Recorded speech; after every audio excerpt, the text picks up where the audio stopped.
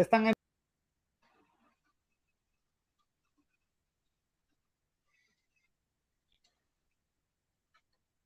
Hola, muy buenas noches. Bienvenidos a su programa Entrevista con Coelho.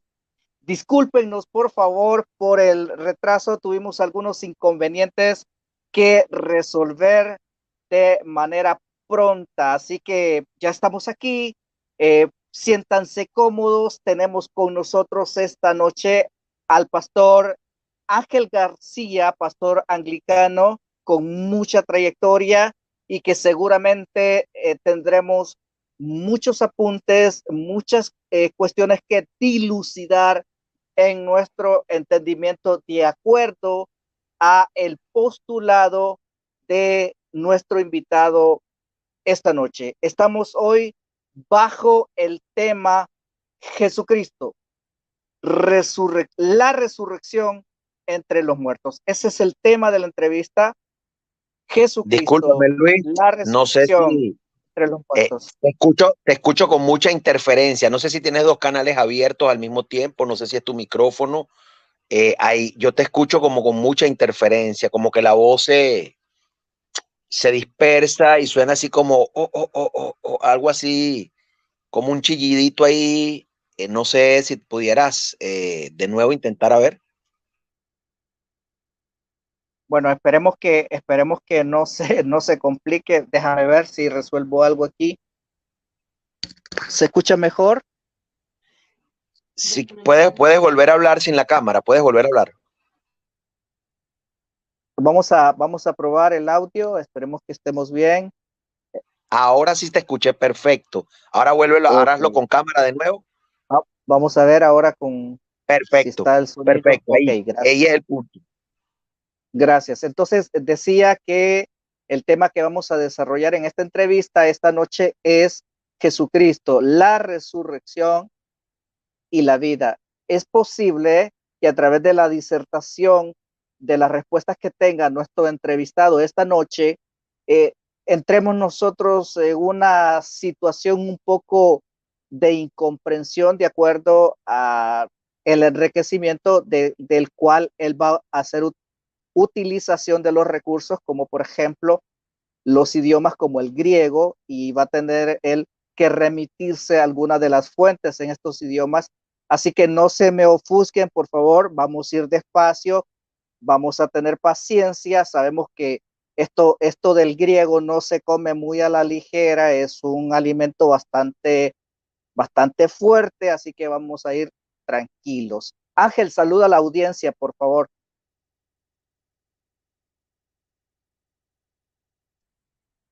Dios le bendiga, Dios les guarde. Para los que no me conocen, mi nombre es Ángel García, amén. Soy pastor de la Iglesia Anglicana Nueva Oasis de Fe, bajo la cobertura del obispo Víctor Henry Molina en Houston. Y bueno, aquí estoy a cargo de algunas iglesias Nueva Oasis de Fe en Venezuela y por la misericordia de Dios también pastoreo. Bueno, ya ustedes me conocen, ustedes saben quién es el pastor Ángel y de verdad que bueno, gracias a Luis por la entrevista. Le soy sincero, te cumplí, Luis. No propuse en mi corazón estudiar ni preparar nada porque hoy vengo exhausto de la iglesia. Tuve un taller ayer y bueno, ni Biblia tengo en la mano, pero voy a tratar de ser lo más preciso posible y que el Espíritu Santo me ayude en esta entrevista, amén. Porque lo hice porque me comprometí contigo, pero ahora estoy bastante agotado, fuertemente agotado de tanto trabajo para el Señor. Ayer di un seminario de 6 horas, la garganta no me da, pero aquí estamos cumpliendo, amén. Y bueno, espero no defraudarte a ti ni a la audiencia. Gloria al Señor. Y mucho menos al Señor. Ok, Adelante. Gracias por la invitación. estamos muy agradecidos, Ángel. Nosotros hicimos a Ángel una invitación bastante intempestiva, voy a reconocerlo. Entramos a una transmisión que él tenía, aproveché el momento de una controversia que se está suscitando en el ambiente, en el ámbito de Ángel García. Su ecosistema trabaja en función de los acontecimientos que él considera que están fuera de las escrituras, y en base a eso, entonces él convierte su ecosistema en una defensa de la fe que él postula, en la que él cree, para defender esa fe. Así que Le agradecemos mucho de antemano por el esfuerzo que él está haciendo de que está con nosotros en esta entrevista. Ángel, hay una controversia, se ha generado una controversia. Esto data de muchos años, a partir de que surgen nuevos movimientos con este tipo de postulados que tienen que ver con el unicitarismo.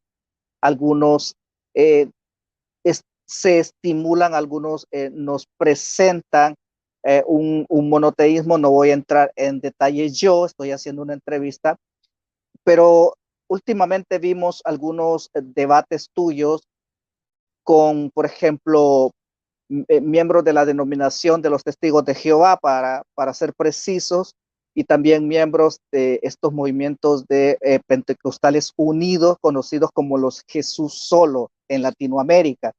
En el centro de América así se les identifica. Te hemos visto una defensa de tu fe en base a estos dos extremos, ¿verdad? Los unicitaristas dualistas, los unicitaristas del otro extremo, por ejemplo, los Testigos de Jehová. Y en base a la controversia que se ha generado, va la primera pregunta. La última discusión que hemos estado observando es el asunto de la divinidad de Cristo y la confusión, como lo veo yo, de cómo se hace uno con el Padre y cómo se hace uno con el Espíritu Santo, siendo que Él es la persona ejecutora de la redención, de la justificación para con los terráqueos. ¿Cómo le explicamos esto de manera sencilla, por ejemplo, a hermanos trinitarios, pero que tienen dificultades para poder presentarse ante un testigo de Jehová o ante un Jesús Solo, y con toda lucidez, de manera sencilla, poder explicarlo? Adelante, Ángel. Bueno, lo primero que tenemos que entender es que la unidad de Cristo con el Padre y el Espíritu Santo es a nivel de sustancia. Entiéndase por sustancia el ser, la naturaleza o la esencia. El ser divino, hay 5 conceptos que son sinónimos: ser divino, sustancia, naturaleza, esencia, deidad. Cualquiera de las 5 es una y la misma. Por tanto, cuando hablamos del ser divino, ¿sí?, o del ser de Dios, ¿verdad? El ser de Dios es su sustancia. Esa sustancia es la naturaleza, esa naturaleza es la misma esencia, y esa misma esencia es la deidad. Theótetos en Colosenses 2:9. Por tanto, la unidad del Padre con el Hijo y con el Espíritu Santo es a nivel sustancial, esencial, del ser, de la naturaleza o de la esencia. Inclusive a nivel de ontología, porque la ontología es el ser, no la persona. Esos 6 conceptos son básicamente uno y el mismo. Al hablar de la ontología, estamos hablando de la naturaleza, de la esencia, del ser, en el caso de Dios, de la deidad, y por supuesto es aquello que hace ser a Dios lo que Él es. ¿Sí? Entonces, la humanidad es lo que nos hace a nosotros, o la naturaleza humana, ¿sí? Sustantivo abstracto de seos, de Dios, deidad; sustantivo abstracto de humano, humanidad. La humanidad es lo que nos hace ser lo que somos, hombres. Ya en Génesis 5:2 dice que Dios llamó el nombre de ellos Adán, el día en que creó los cielos y la tierra, ¿no? Varón y hembra los hizo, a imagen de Dios los creó, y llamó el nombre de ellos Adán. Es un nombre colectivo, hombre, humanidad. Por tanto, ese es el nombre colectivo que Dios le da a la raza. Entonces, por supuesto, esto indica que hay una pluralidad de personas dentro de una misma esencia, dentro de un mismo sustantivo abstracto, que es el sustantivo humanidad, que denota nuestra esencia, nuestra naturaleza, lo que nos hace ser lo que somos, y así mismo es Dios. Somos hechos a la imagen y semejanza del que nos creó. Y la prueba de esto está en Génesis 1:26. Hagamos al hombre a nuestra imagen, según nuestra semejanza. Hagamos, ¿sí? Nuestra imagen, nuestra semejanza.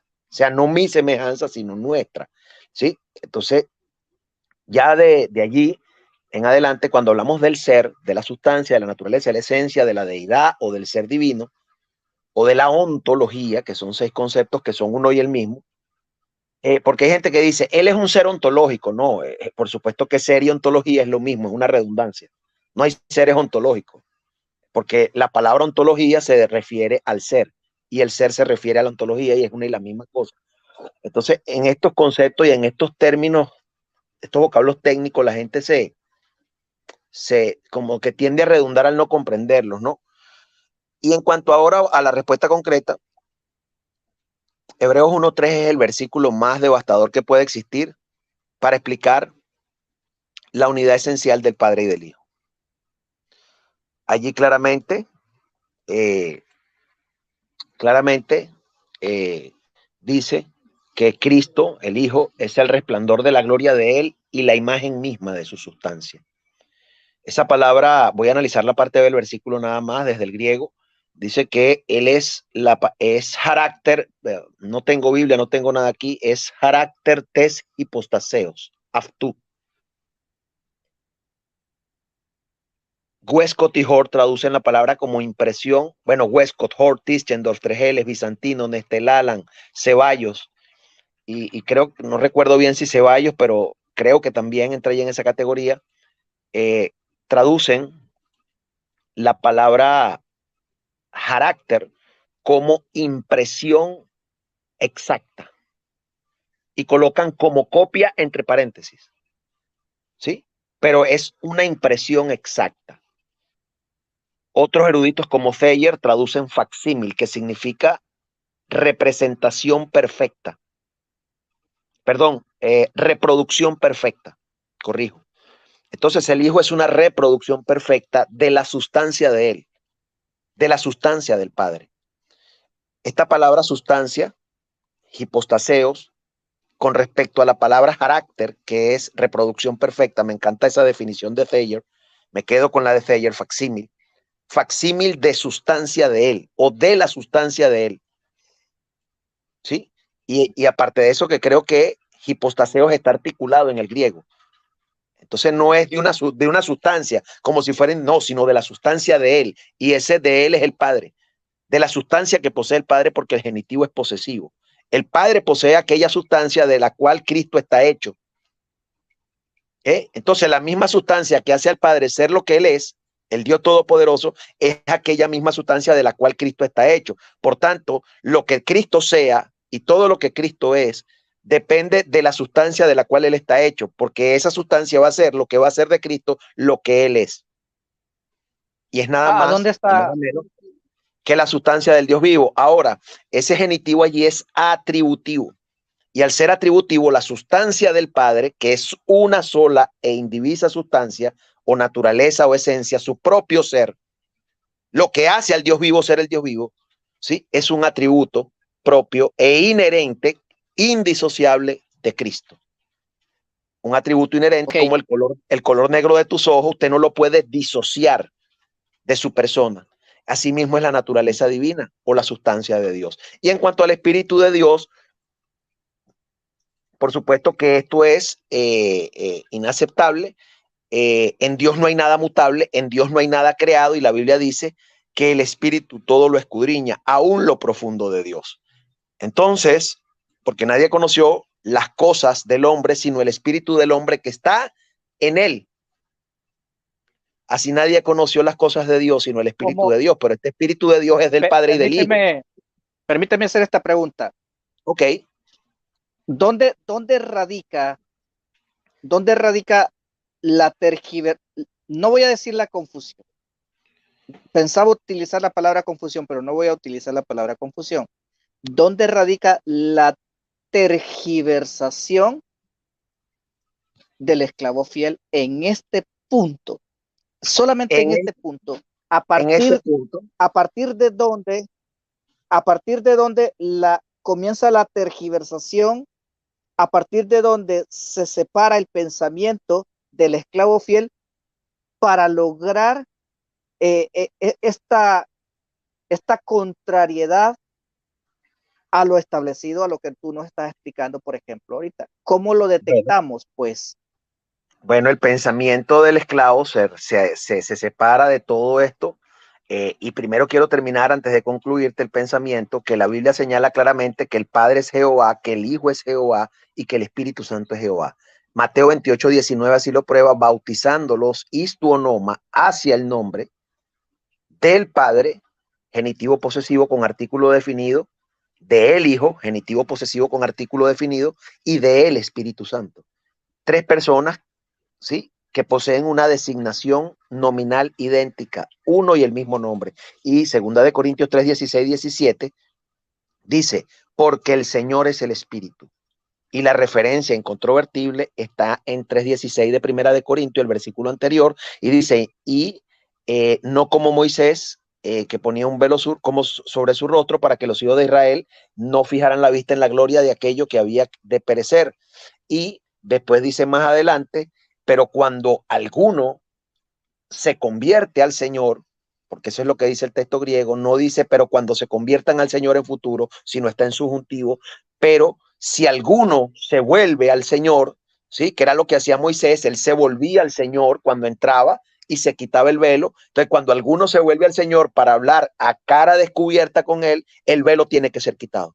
Entonces, ese velo es el corazón, es el que estaba en el corazón de los judíos, que no les permitía volverse de la ley de Moisés y entrar a hablar con Jehová cara a cara o con rostro descubierto, como lo hacía Moisés, sino que querían hablar a través del velo de la ley que estaba puesto en sus corazones. Entonces, ese Señor del verso 16, con quien Moisés entraba a rostro descubierto, Pablo está diciendo y está utilizando la palabra Kyrios para sustituir el tetragramatón sagrado Yahvé, que el tetragramatón sagrado, que es Yahvé, y está sustituyendo allí Yahvé por Kyrios. Cuando se vuelvan al Kyrios, cuando se vuelvan a Yahvé para hablar con él a rostro descubierto, el velo se quitará. Y después dice en el verso 17, porque el Señor, porque Yahvé, ¿cuál Yahvé? El Yahvé del verso anterior, con quien Moisés entraba a hablar a rostro descubierto y se quitaba el velo cuando se volvía a él y le daba la espalda a los israelitas que estaban bajo la ley. Entonces, precisamente el apóstol identifica maravillosamente y dice, porque Yahvé, porque el Señor es el Espíritu. Y para identificar a cuál espíritu se refiere, ¿verdad? Nótese que ahí tonefma está articulado. El Señor con artículo es el Espíritu, es oración identificativa ecuativa. Ese Señor con quien hablaba Moisés, dice Pablo, es el Espíritu. Y después aclara, y donde está el Espíritu, otra vez tonefma con artículo absoluto, y donde está el Espíritu de Yahvé, allí hay libertad. Y alguno dirá, pero ahí dice que es el Espíritu de Yahvé. ¿Cómo puede ser Yahvé? Bueno, no hay problema. La Biblia dice en Apocalipsis 19:13, vestía ropas teñidas en sangres, sus ojos eran como llama de fuego y su nombre es el Logos de Dios, el Logos de Yahvé. Y ese Logos de Yahvé es Dios por naturaleza. Por tanto, aquí a quien tenemos a la vista no es al Logos de Yahvé, sino al Espíritu de Yahvé, que también es Yahvé por naturaleza, y es aquel Espíritu ante quien Moisés, según San Pablo, entraba a hablar cara a cara. Por tanto, esta designación de Yahvé con las tres personas, Padre, Hijo y Espíritu Santo, no nos deja ninguna duda de que el único Dios verdadero o en la esencia del único Dios verdadero subsisten tres personas distintas. ¿Eh? Ahora, respecto a la otra pregunta que me estás haciendo, ¿cuál es el punto donde el esclavo se aparta? El esclavo se aparta de toda esta situación al no reconocer la existencia de más personas en el ser de Yahvé, en la naturaleza de Yahvé. Por ejemplo, una testigo de Jehová me preguntaba en estos días, me reconocía que eran de la misma sustancia, pero me decía que Cristo no es todopoderoso, pero esto es una locura. Si son de la misma sustancia y la sustancia es lo que hace a Dios ser todopoderoso, entonces, ¿cómo es que la misma sustancia que hace al Padre ser todopoderoso, siendo la misma sustancia que tiene el Hijo y que tiene el Espíritu Santo, no los hace a ellos todopoderosos? Una locura. Es una locura total. Entonces, yo creo que el esclavo aquí tiene un error de comprensión, ¿sí?, en cuanto a las prerrogativas divinas de las personas de la deidad, ¿sí? Y eso hace que la Trinidad funcional y económica, como decide revelarse al hombre, les confunda, sobre todo en la parte de cuando dice el Padre es mayor que yo, todo procede del Padre, hay un solo Dios y hay un solo mediador. Entonces ellos entienden allí que Cristo Jesús está relegado al simple nivel de una criatura Y esto es lo más aterrador que puede ser y existir, o puede haber y existir. Y sobre todo esta parte que estamos hablando de protótocos, pases, tiseo, primogénito de toda creación, ¿verdad? Proverbios 8:22, Jehová me creó, me poseía en el principio, aunque estos testigos de Jehová modernos están argumentando que ahí dice que la palabra hebrea significa Jehová me creó, pero el esclavo fiel y discreto traduce Jehová me produjo. Ahí no hay una creación, ahí hay una producción. Porque en el versículo 23 y 24 de Proverbios 8 es interesante, si mal no recuerdo, estoy aquí a pura memoria contigo, no tengo Biblia, no tengo nada, Dios sabe que es así, estoy desde el teléfono de mi esposa. Y entonces, allá el verbo, ellos saben que en el verso 23 y en el verso 24 y 25, si mal no recuerdo, dice la sabiduría, que ellos dicen que fue creada en el verso 22, esa sabiduría dice, eternamente tuve el principado y antes de los collados ya había sido yo engendrada. ¿Eh? Entonces, por eso el esclavo traduce, en vez de crear, producir. O sea que estos testigos modernos se han apartado del esclavo para hacer su propia traducción y entender que allí no es producir, sino crear. Esto se refiere, esta producción tiene que ser referida a la generación eterna del Hijo. Y en Colosenses 1:23, 1:15, ellos entienden protótocos, pases, tiseos, primogénito de toda creación, como que el Señor es parte del grupo. ¿Sí? Entonces ellos han argumentado que la palabra Según tu protótocos, concepción, te voy a pedir un favor, como la audiencia, mira, tenemos audiencia en Facebook, tenemos audiencia en YouTube, y el fin de este programa, la mística de este programa, es tratar de conducir el conocimiento que tienen mis invitados de manera, voy a decir sencilla, de manera sencilla, no a la profundidad que tú tienes, para que ellos puedan plantarse ante una interrogante, ante un cuestionamiento y de manera sencilla puedan dar una respuesta. Sabemos que lo que nos está dando en este momento es academia, es desde la comprensión profunda del significado mismo de las escrituras. Lo sabemos. Sabemos que estamos desafiados al estudio constante de las escrituras. Eso es un desafío que cada uno de mi audiencia y de los canales, de las audiencias y los canales, tiene que asumir como responsabilidad. Ayúdanos en ese sentido para que ellos puedan comprender un poco de manera, para que ellos puedan comprender de manera sencilla, porque van a decir, ¿y esto cómo se come? Todo lo que nos está diciendo, todo lo que nos está diciendo Ángel ahorita, ¿cuál tenedor agarro? ¿Cuál cuchillo? ¿Cuál cuchara? Y esto, mejor me levanto de la mesa y me voy, para decir, esto yo no me lo voy a comer, esto está, no sé, no quiero hacer el ridículo aquí. Sí, me entiendes. Entonces, ayúdanos con eso. sí. Cuando te preguntaba yo, ¿dónde, ¿dónde se quiebra el esclavo fiel? ¿Dónde se aparta? ¿Dónde se aleja de la verdad? Es para que nuestra audiencia detecte cuando el testigo de Jehová lo confronta, cuando el testigo de Jehová se le para enfrente y quiere comenzar una discusión. Entonces, Sí. En tu experiencia con ellos, cuando tú debates, cómo ellos comienzan a plantarse, cómo ellos comienzan a exponerte, donde tú los detectas, donde tú sabes que puedes retenerlos, puedes darle una respuesta. ¿Qué te exponen ellos? Eso es lo que te quiero preguntar. ¿Qué ellos te exponen cuando estás en el debate? Bueno, depende del tipo del debate y de la naturaleza del debate y de la temática del debate, porque las tácticas. Del tema que estamos hablando, Ajá, del tema que el estamos tema hablando, del tema que estamos hablando. en esta cuestión de si Cristo es, cuando yo digo protótocos, pases, tiseos, estoy diciendo lo que dice Colosenses 1:15, parte B, primogénito, protótocos, pases de toda, ¿verdad? Tiseos, creación, ¿verdad? Ellos entienden que allí gramaticalmente hay lo que se conoce como un genitivo partitivo, donde el sustantivo protótocos, que es primogénito, es el sustantivo descrito por el genitivo. El caso genitivo es cuando se usa la preposición de, para los que no saben, ¿verdad? Más un sustantivo. Entonces, allí es protótocos de toda creación, ¿verdad? Hay un adjetivo que es capaces, y hay un sustantivo que es creación, tiseos. Ahora, ellos entienden eso como partitivo. Hay varias categorías de genitivo, está el partitivo, está el objetivo, el subjetivo. Partitivo significa que el genitivo primogénito es parte del grupo, es parte de la creación. Así lo entiende el esclavo. Entonces, partiendo de ese punto, ellos te van a abordar y te van a decir, mira, pero aquí esto es un genitivo partitivo. Es decir, el primogénito es parte del grupo de los creados, es parte de toda esa creación. Y te van a decir, vamos a la Septuaginta griega, aparece 130 veces, como que es, o no sé cuántas veces aparece. Ellos se lo saben de memoria.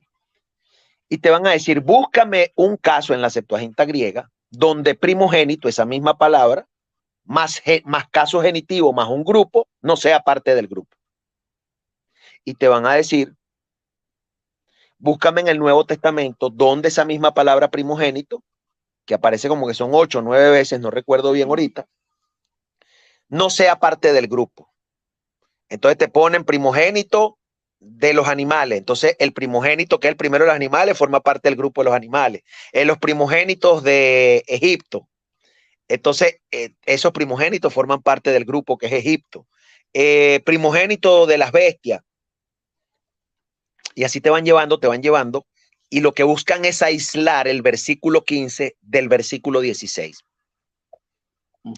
Para interpretar primero el versículo 15, buscando estos supuestos ejemplos de primogénito más genitivo más grupo, y entonces te dicen, bueno, aquí dice que él es el primogénito, y te llevan ahí mismo a Colosenses 1:18, primogénito de entre los muertos. Él es parte del grupo de los muertos, pero si él es parte del grupo de los muertos, ¿cómo es que está vivo y no está muerto? Porque para usted ser parte del grupo de los muertos, usted tiene que estar muerto. Y para ser parte del grupo de los vivos, usted tiene que estar vivo. Pero lo que ellos no cuentan es que el pastor Ángel les agarró el error y les corrigió y le dijo allí que la preposición utilizada en 1:18 de Colosenses, cuando se le dice protótocos ecton necrón, primogénito de entre los muertos, la fuerza sintáctica de la preposición ec es fuera de. Primero en salir fuera de entre los muertos. O sea, ahí la fuerza del genitivo no es partitiva, no es primogénito que es parte de los muertos o que forma parte del grupo de los muertos, no, es primogénito, ¿verdad?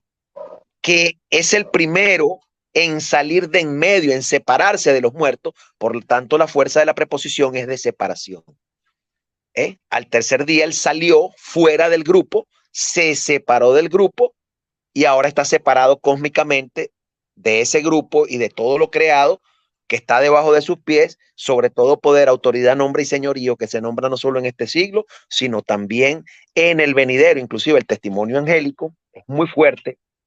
Cuando tú te vas a Lucas 24:5-6 o 23:5-6, no me acuerdo bien, que llegan las mujeres a la tumba, yo lo estaba argumentando en estos días, y los dos ángeles dicen, ¿por qué buscáis entre los muertos al viviente, al que vive? De las dos maneras lo puedes traducir porque el participio está sustantivado.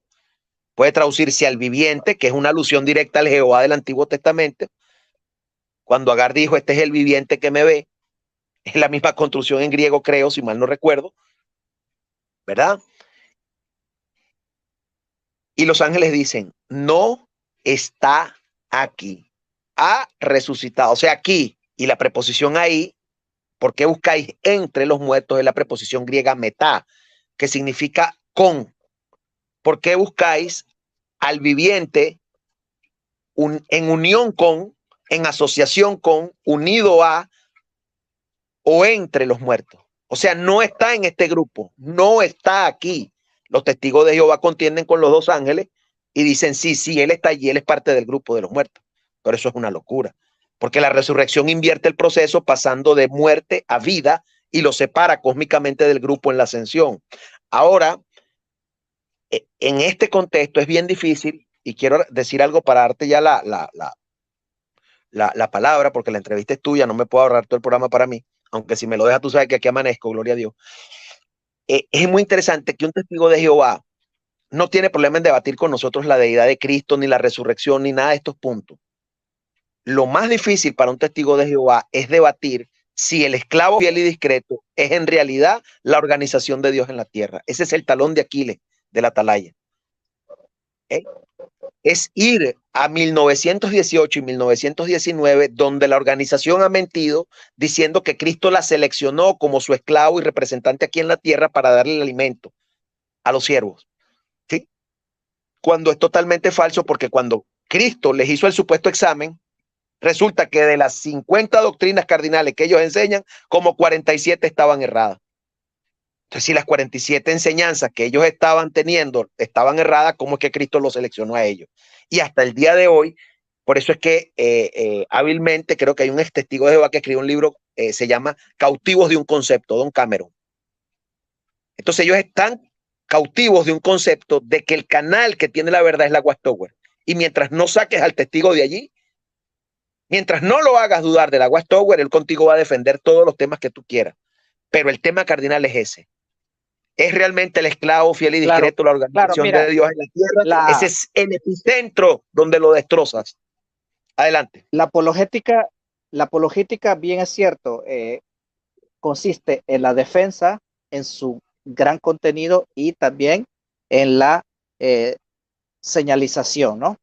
En señalar, el apuntalar el error, por supuesto que sí.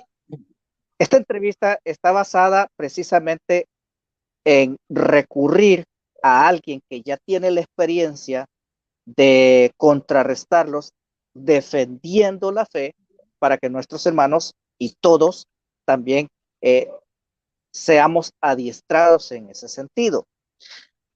Estaba pensando yo, fíjate, mientras tú hablabas, pensaba yo en nuestro Señor Jesucristo descendiendo a predicar a los espíritus encarcelados.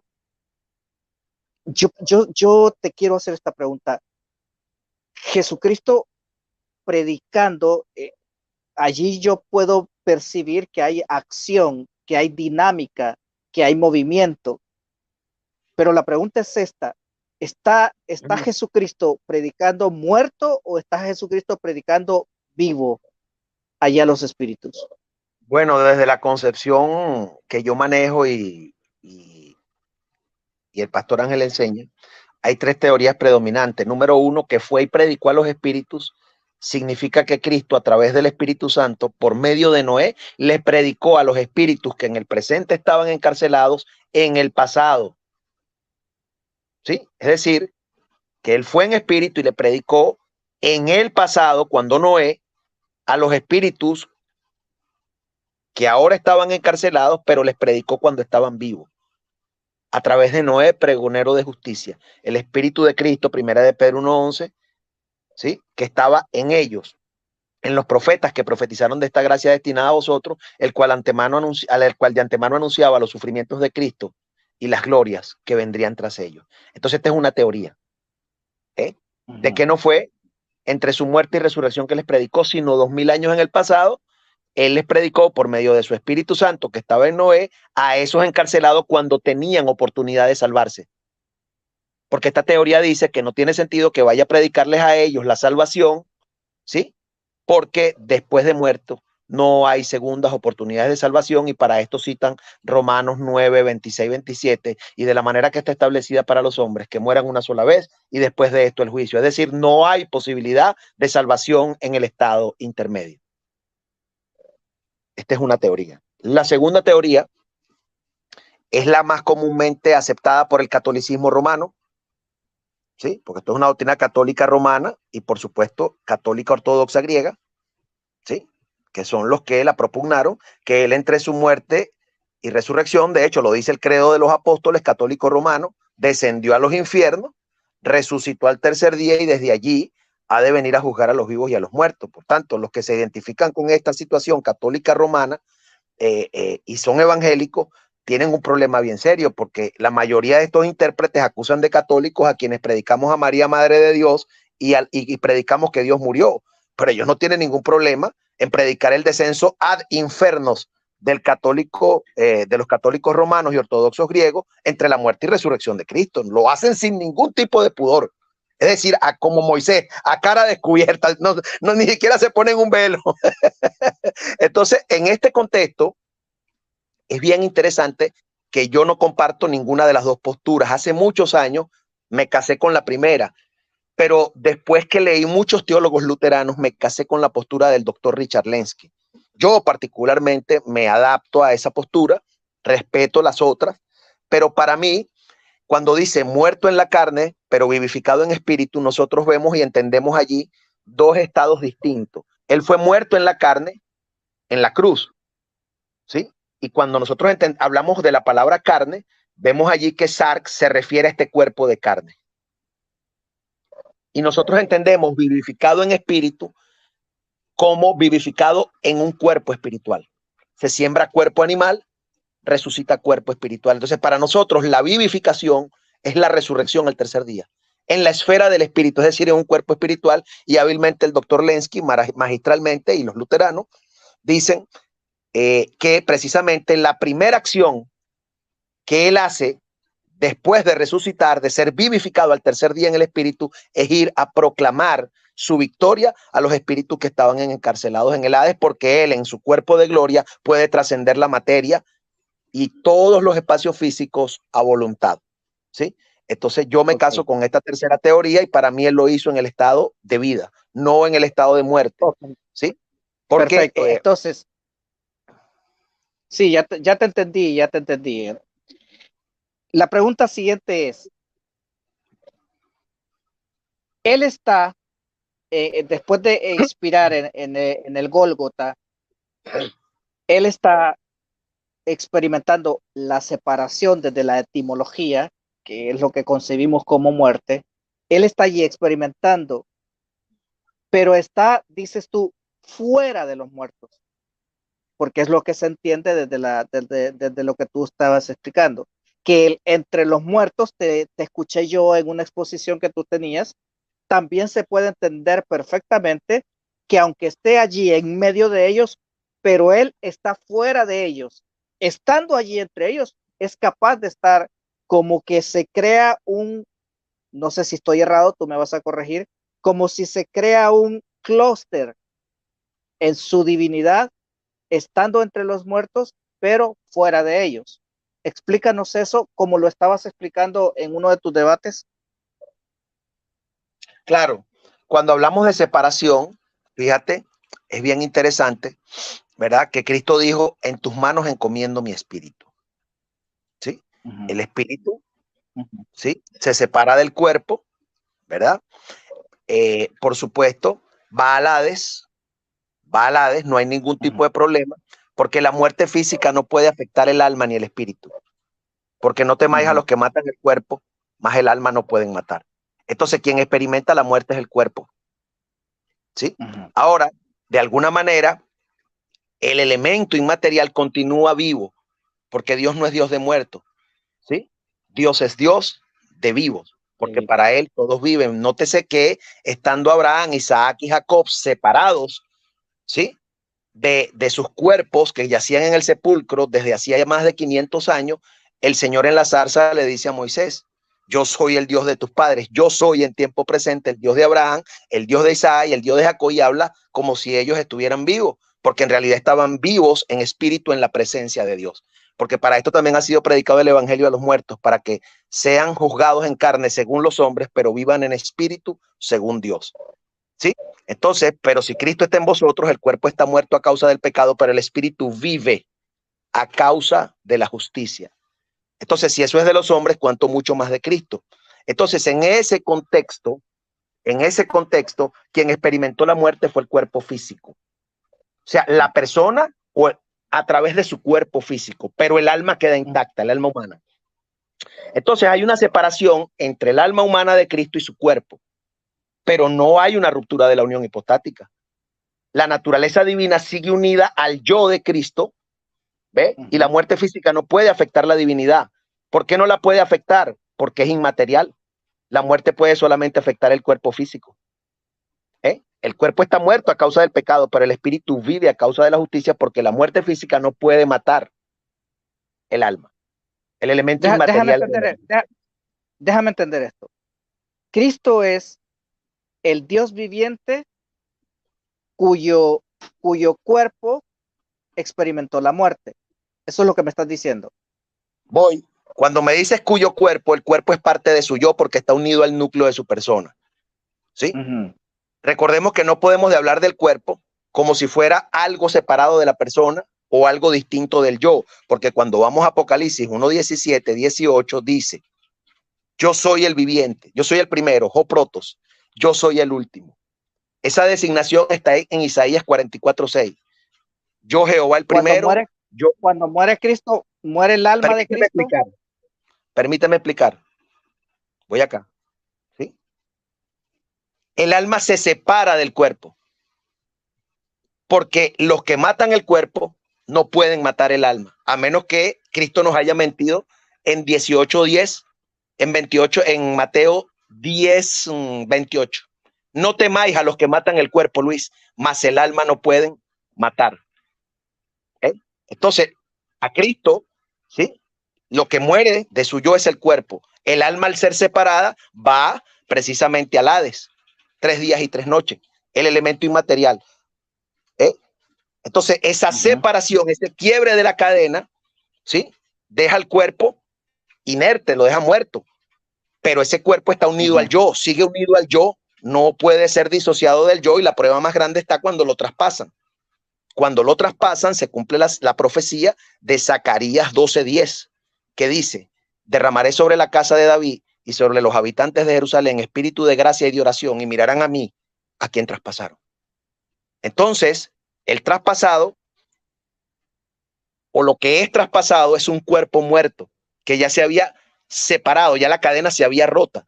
Pero como el cuerpo muerto, sin espíritu, porque el cuerpo sin espíritu está muerto, como un cuerpo muerto, según algunos dicen que estaba despersonalizado, ¿verdad? Porque la persona de Cristo se había separado de ella. ¿Cómo es posible que el cuerpo muerto, al ser traspasado, cumpla la profecía de Yahvé siendo traspasado? Si Yahvé no puede morir. Ahora yo devuelvo la pregunta. Entonces, la única manera de que Yahvé sea traspasado es que Yahvé esté unido personal e hipostáticamente a su cuerpo de carne, aún en el estado post-mortem, porque el traspasamiento, la acción de ser traspasado, ocurre cuando el cuerpo estaba muerto, no cuando el cuerpo estaba vivo. Ya Jesús estaba muerto. Y para corroborar si lo estaba, lo traspasan, y ahí traspasan a Yahvé. Pero ahí lo que había era un cuerpo muerto. Entonces, ¿cómo puede ser explicado esto a nivel fenomenológico? Pues la única manera es que Yahvé, aún en el estado post-mortem, estuviera unido personalmente a su cuerpo. Porque ese cuerpo es parte de la naturaleza humana que todavía está unida a él. Por eso la unión hipostática es indisoluble. Y como es indisoluble, él tiene que resucitar con el mismo cuerpo de carne, por supuesto, en un estado de transformación. Esa es la explicación más sencilla que puede haber.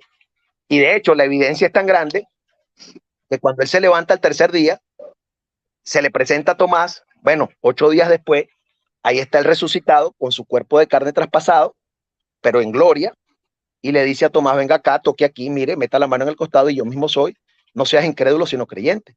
Y Tomás le dice a él, Jo Kyrios mu que oseos mu, tú eres mi Señor y mi Dios, tú, el traspasado, el resucitado. No le dice tú sin tu cuerpo de carne, no, porque sin cuerpo de carne traspasado no hay Yahvé traspasado. Y he aquí que él viene con las nubes del cielo, que es el mismo traspasado de Zacarías 12:10, y todo ojo le verá, y los que lo traspasaron. Así que sin cuerpo traspasado no hay Yahvé traspasado. Por tanto, es inaceptable disociar al cuerpo de la persona de Yahvé que fue traspasada. Entonces fue traspasada en Sarquí, en la carne. Y precisamente esta explicación queda magistralmente dada por Hebreos 2:14. Por cuanto los hijos participaron de carne y sangre, él, Yahvé, el Logos divino, participó de carne y sangre para destruir por medio de la muerte al que tenía el imperio de la muerte. Sencillo. Si no, no lo puede destruir. Este cuerpo que estamos hablando, que es Cristo Jesús. Sí. En ese momento tú dijiste, está muerto, ¿cierto? Tú lo dijiste. La pregunta siguiente es, este Jesús que está muerto, este cuerpo que es Jesús que está muerto, sí, ¿por qué no es contado entre los muertos, siendo que su alma está en el Hades? Entonces, ¿cómo respondemos a esta pregunta? Claro, lo que pasa es que tú entendiste mal lo que yo quise decir o lo que yo dije. Yo no dije que mientras él estuvo entre los muertos no era parte del grupo. Yo dije que dejó ser parte del grupo al resucitar. ¿Sí? Sumamente sencillo. Entonces, él, por supuesto, al estar durante 3 días y 3 noches en el corazón de la tierra, él estaba entre los muertos. A menos que usted me diga Entonces, que en el Hades, escúcheme, en el Hades entonces están los vivos. entonces Y cuando hablamos, tú le dices que como hay un retardo casi, yo creo que ya vas a ok, parar y no. continúo. Entonces, cuando dice protótocos ecton necrón, se refiere a su resurrección. El primero en salir, en ser separado de entre los muertos. Y eso ocurrió al tercer día. Yo creo que tú no me entendiste bien en la exposición o a lo mejor la entendiste mal. Cuando yo No, hablo es de... que yo estoy, mira Ángel, yo estoy basado en el pensamiento de los testigos de Jehová. Y lo que Ok, pretendo es encontrar respuestas al pensamiento de los testigos de Jehová. te entiendo. Ellos alegan que Jesús es contado entre los muertos como el primogénito de la resurrección. Pero No, lo que ellos alegan perdóname. No, es no, que ellos no Jesús, hablan de... Discúlpame, ellos no ellos, hablan de mira, primogénito de la resurrección, ellos hablan de primogénito que es parte del grupo de los muertos, no de entonces primogénito de la resurrección. Ojo con eso. ellos, ellos cuentan eh, a Jesús como parte,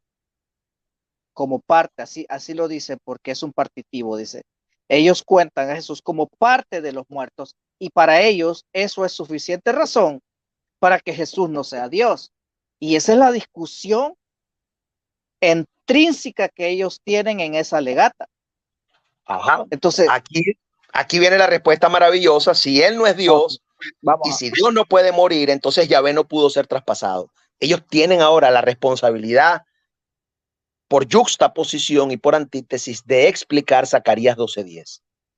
Porque ahí dice, y derramaré sobre la casa de David y sobre los moradores de Jerusalén espíritu de gracia y de oración. Y el único que prometió derramar de su espíritu fue Yahvé en Joel 2:32. Derramaré de mi espíritu sobre toda carne, que es la misma profecía de Zacarías 12:10, que es el espíritu de gracia y de oración que sería derramado en Pentecostés sobre la casa de David y los moradores de Jerusalén. Y después dice allí, y me mirarán a mí, a quien traspasaron. Ahora, Hechos 2:33-34 dice magistralmente, a este Jesús resucitó Dios. Y aquí es donde voy. Vamos a empezar primero por lo primero. Cuando él se presenta ante Tomás, el traspasado, el Yod, Hei, Bab, Hei, el Yahvé, el Jehová traspasado de Zacarías 12:10, se le presenta a Tomás. Tomás declara una confesión de fe de la iglesia totalmente trinitaria y le dice, tú eres mi Señor y mi Dios. Escucha bien, y yo quiero irme más atrás. En Juan 20:22, el Yahvé traspasado, 8 días antes de aparecérselo a Tomás, y esto lo comentaba hoy en la iglesia, que es lo más aterrador para cualquier ser humano, agarra y les dice, sopla y les dice, reciban el Espíritu Santo. Y en el Salmo 33:6 dice, por la palabra de Yahvé fueron hechos los cielos y la tierra, y todo el ejército de los cielos por el aliento de su boca. Es decir, por el aliento, por el espíritu, por el ruach de su boca, que es el Espíritu Santo, fue hecho todo el ejército de los cielos. O sea que el único que creó los cielos y la tierra es aquel que tiene la capacidad de que el ruach salga de su boca, porque es el espíritu de su boca. Y el Yahvé traspasado de Zacarías 12:10, lo primero, yo digo que lo más aterrador, aparte de la resurrección, es que ese Yahvé traspasado hace lo mismo que hizo el Yahvé creador de los cielos y la tierra en el Salmos 33:6 y le sopla el ruach de su boca. Reciban el ruach de mi boca, reciban el Espíritu Santo. Si esto, yo me imagino que los apóstoles se deben haber aterrado y las reminiscencias del Salmo 33:6, donde se identifica al ruach de la boca de Yahvé como aquel que hizo el ejército de los cielos.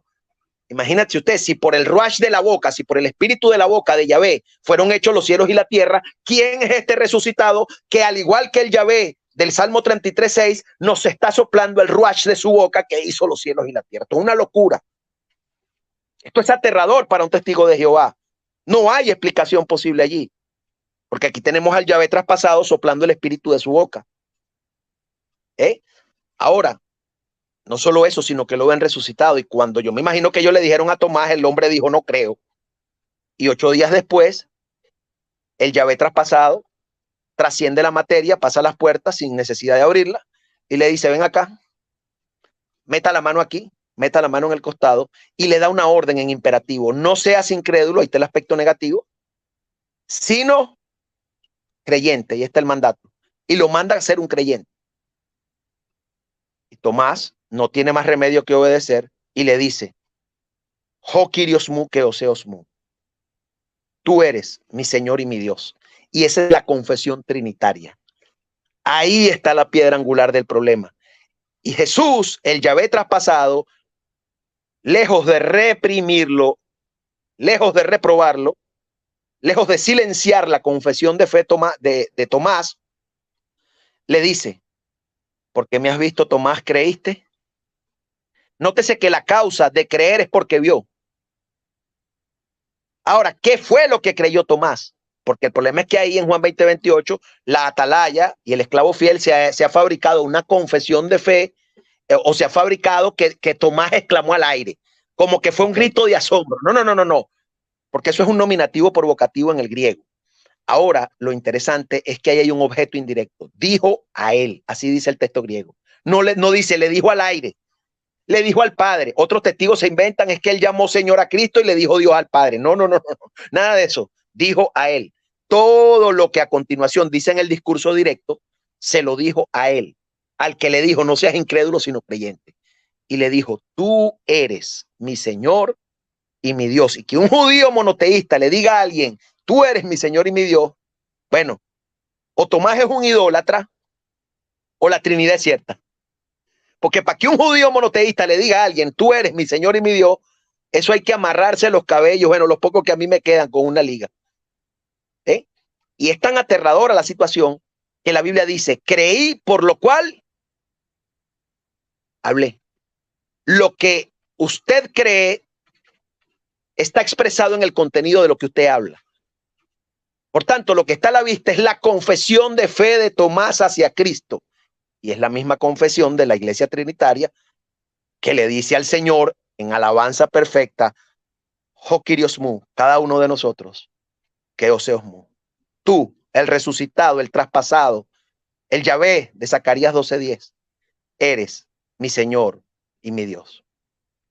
Los testigos de Jehová se niegan a hacer esta confesión.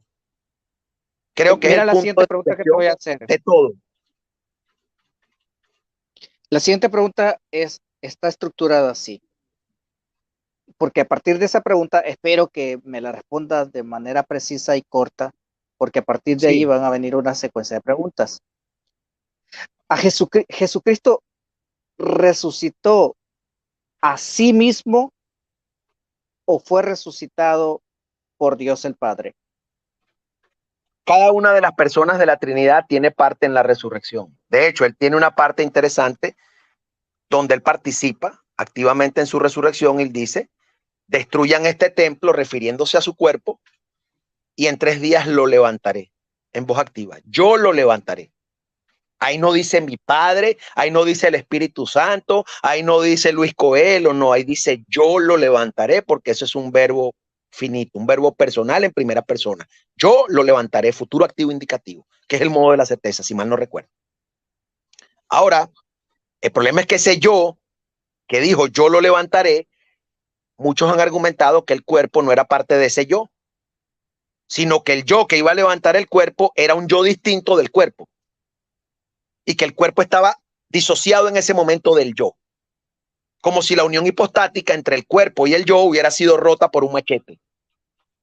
Entonces tendríamos un elemento de la naturaleza humana que estaba unida a la persona de Jesús siendo amputada, ¿sí? 1/3 de la naturaleza humana, que es espíritu en mi cuerpo, en ese momento, como si Jesús lo hubiera disociado con un machete y hubiera separado el cuerpo, que es un elemento inherente de su naturaleza humana, la cual estaba unida a ese yo.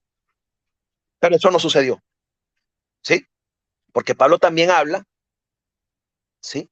En Romanos 7:18, si mal no recuerdo, Y dice, y yo sé que en mí, y ese mí es la forma átona del pronombre personal de primera persona, yo, para no decir, yo sé que en yo, uno dice, yo sé que en mí, y mí es equivalente a yo.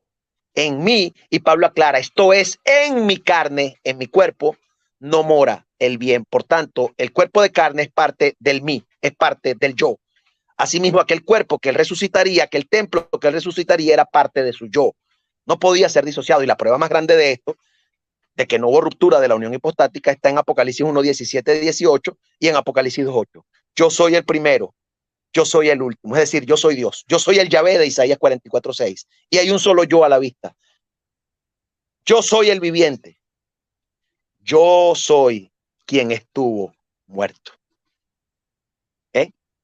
Ahora, por supuesto que el Padre también se testifica en la Biblia que lo resucitó de los muertos, ¿sí? Por medio de su Espíritu Santo. Eso lo dice Hebreos 9:14, si mal no recuerdo.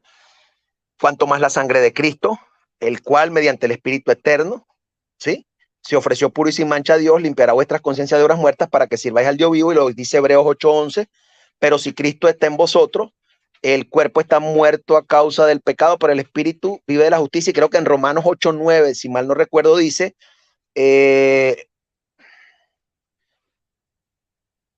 el que levantó de los muertos a Cristo Jesús vivificará también vuestros cuerpos mortales por medio de su espíritu o por medio de la agencia personal, porque creo que ahí es día más genitivo, a través de la agencia personal de su Espíritu Santo que mora en vosotros. ¿Ve? Entonces queda claro que las tres personas de la deidad están involucradas en la resurrección de Cristo. ¿Ve? Entonces, no hay ningún tipo de problema porque el Espíritu Santo que estaba actuando, escuche bien, no hay ningún tipo de problema por el que Cristo haya tenido que participar en su propia resurrección, porque el Espíritu que utiliza el Padre como agente intermedio, recordemos que un agente intermedio es el que actúa en representación de otro, como por ejemplo Cristo actuará como agente intermedio en el juicio del gran trono blanco. Y Dios juzgará, Romanos 2:16, ¿quién juzgará? Dios, por medio de Jesucristo, los secretos de los hombres. Jesucristo va a ser un agente personal que se va a sentar en el trono. El Padre no lo va a manipular como si fuera un instrumento, sino que él va a actuar en representación de su Padre y va a efectuar la acción de juzgar en representación de otro. Es una agencia dividida. ¿Eh? Asimismo, Dios, a través de la agencia personal del Espíritu Santo, está resucitando a Cristo. Pero si Dios, por medio de la agencia personal del Espíritu, está resucitando a Cristo, yo quiero que alguien me diga a mí si ese Espíritu que está resucitando a Cristo no es el mismo Espíritu de él. Por supuesto que es el mismo Espíritu de él y él tiene que estar asociado a la resurrección que está efectuando, porque el Espíritu del Padre es el mismo Espíritu del Hijo. Y ese Espíritu es el agente intermedio de la resurrección. Por tanto, el Espíritu del Padre, el Espíritu que el Padre está usando como agente intermedio para resucitar a Cristo es el propio Espíritu de Cristo. Por tanto, no hay ninguna contradicción y queda perfectamente explicada. ¿Eh? A menos que se niegue que el Espíritu que lo está resucitando a él sea su propio Espíritu. Pero no hay apelación posible. Entonces, totalmente claro. En este testimonio, en este testimonio de la deidad, de la deidad consumada en las tres personas, en el testimonio de la resurrección de Cristo, hay una diferencia entre la resurrección de Cristo y Cristo resucitando a Lázaro, por ejemplo. Sí. ¿Por qué?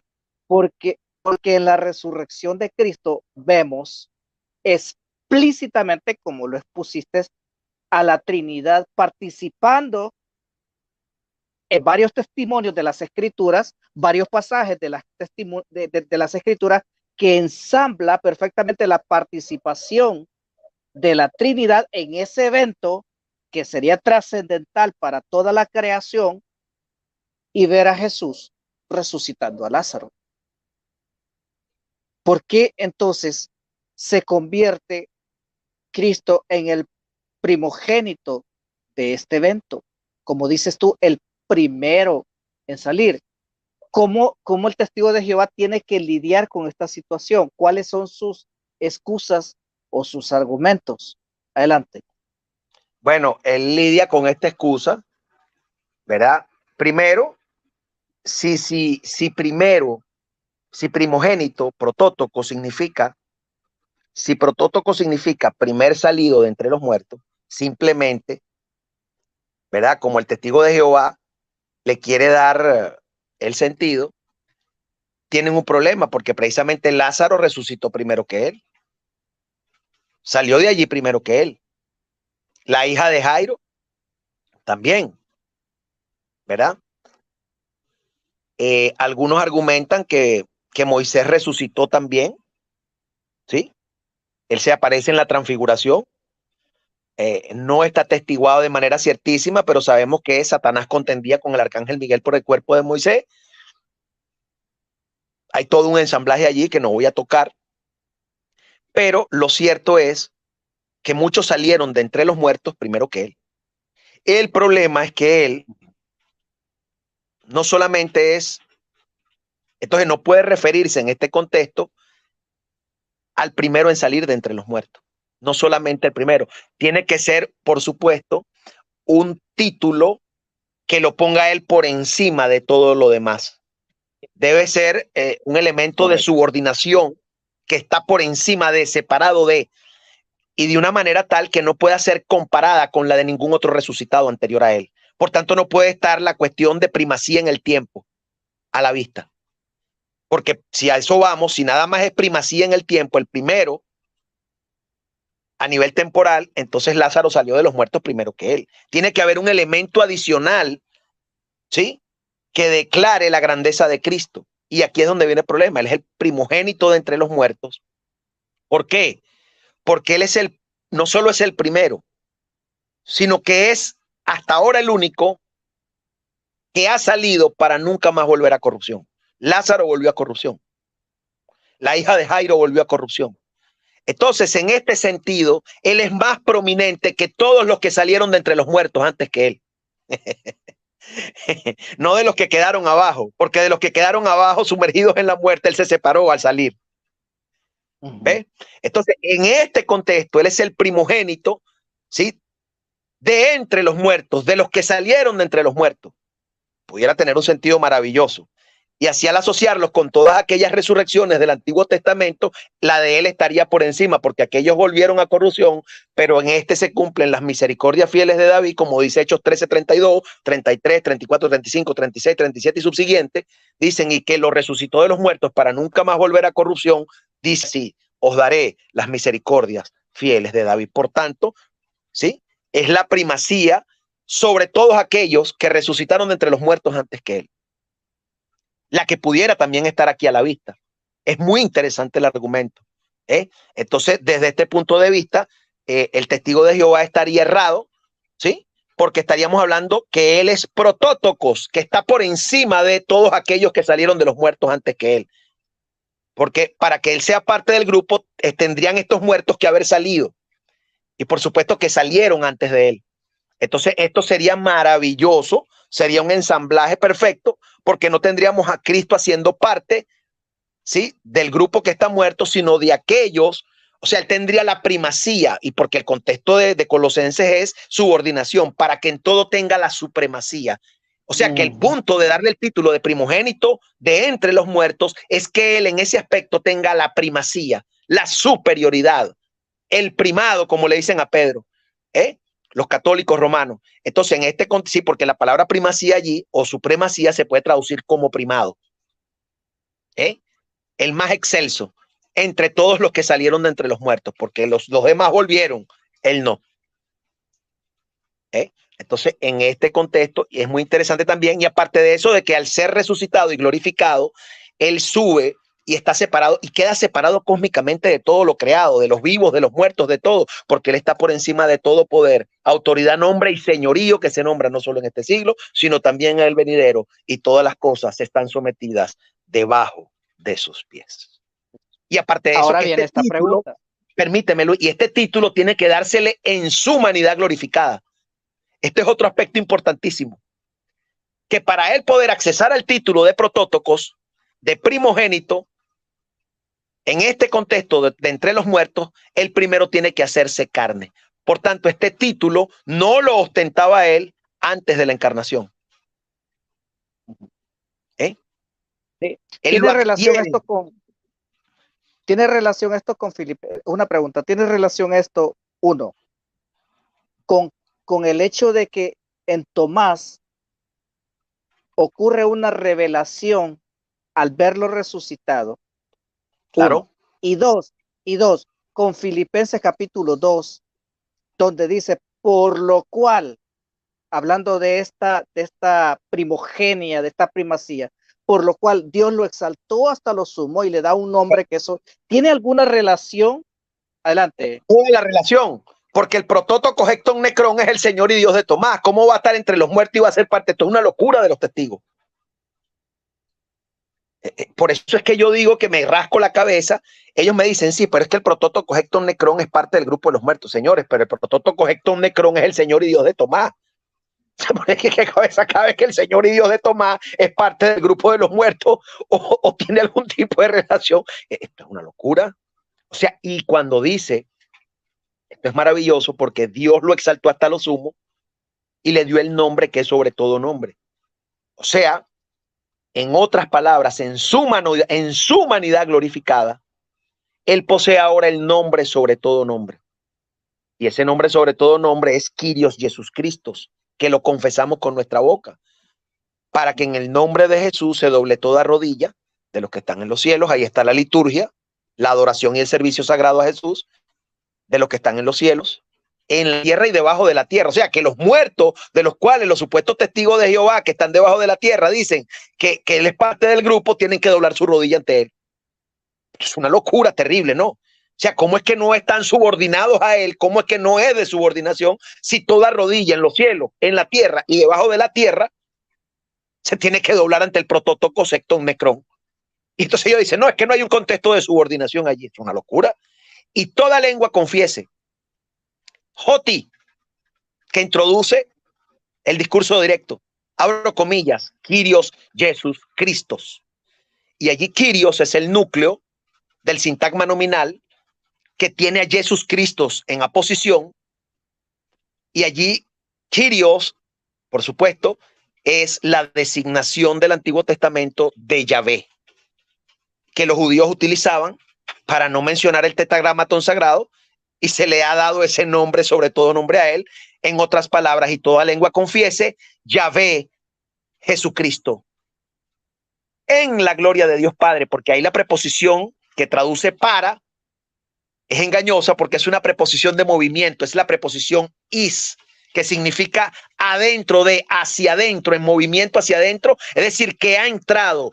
Y toda lengua confiese, Yahvé Jesucristo, Yod Hei Vav Hei Jesucristo, que ha entrado, que ha sido introducido en la gloria de Dios Padre, que es aquella misma gloria que él tuvo con el Padre desde antes de que el mundo fuese. Es decir, él ha entrado en la gloria del único Dios verdadero que habita en luz inaccesible y a quien ninguno de los hombres ha visto ni puede ver. Entonces esto es una locura de estos señores decir que no hay un contexto de subordinación en el título de primogénito o protótoco secton necrón, primogénito entre los muertos, cuando al primogénito entre los muertos Tomás le dice, tú eres mi Señor y mi Dios.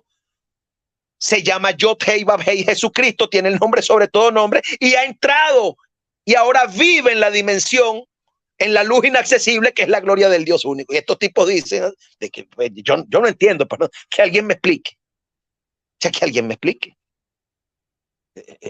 Yo creo que esto es como hemos agarrado la doctrina del esclavo y la hemos pulverizado, la hemos reducido a ceniza. No hay nada que buscar allí.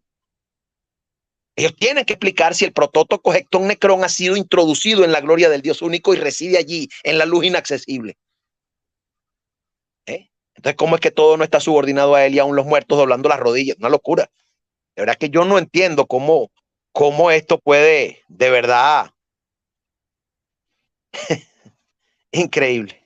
Adelante, Luis. Bueno, no sé. Bueno, ya concluimos. Esto se fue volando. Esto fue un abrir y cerrar de ojos. Yo te agradezco mucho, Pastor Ángel García. Esta es la segunda entrega de este programa, la entrevista con Coelho. Sé que ha sido de mucho, pero de mucho beneficio a los que estuvieron aquí y a los que van a ver esta entrevista. Por favor, apunten y contrasten, apunten y evalúen conforme a la doctrina que Dios ha colocado en sus corazones y bajo la cual ustedes se han regido. Eso es lo único que puedo yo indicarles.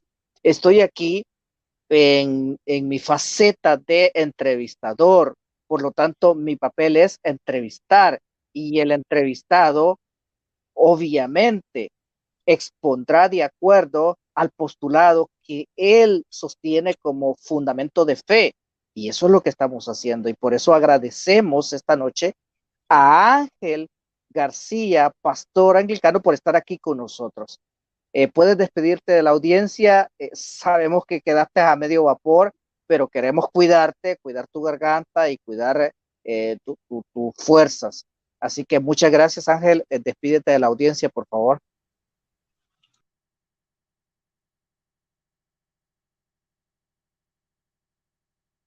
Creo que tuvo que salir por alguna razón, Ángel.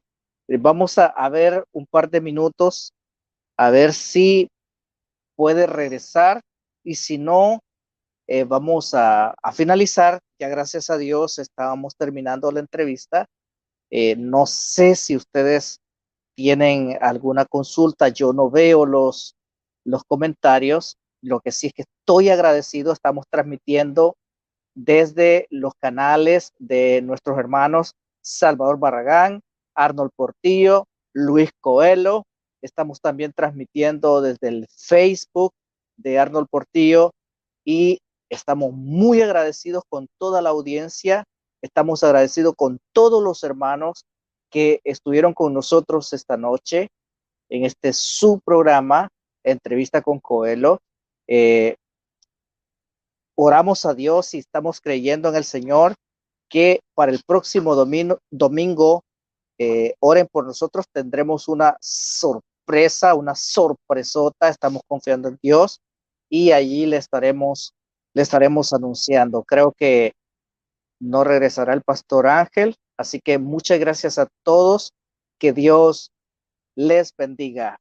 Estuvo con ustedes su hermano en Cristo, Luis Coelho, poeta de Cristo. Muchas bendiciones para todos. Voy a avisar a los hermanos que ya pueden ayudarme con cerrar la transmisión. Así que muchas bendiciones para todos.